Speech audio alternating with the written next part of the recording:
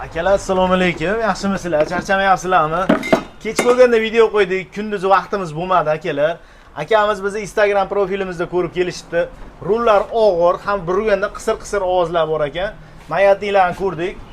Luftlari juda ham ko'p, ham qisib qolgan holatda ekan. Cho'tka qilib beramiz, o'tkazmay turinglar, boshladi, ketdi. Akalar, mashinamiz tayyor bo'ldi. O'zimizni koreyskiy korpusli mayatnikimizdan qo'yib berdik. Plus zavodskoy pachinili chashkadan qo'yib berdik. Razvallarni o'zimizni eng o'sha nomi chiqqan SSR apparatimizga qilib berdik. Razvallari ham umuman cho'tki bo'ldi. Mana balonlar yegan ekan, oldingi holatda mana ichini yegan, mayatnikning hisobiga.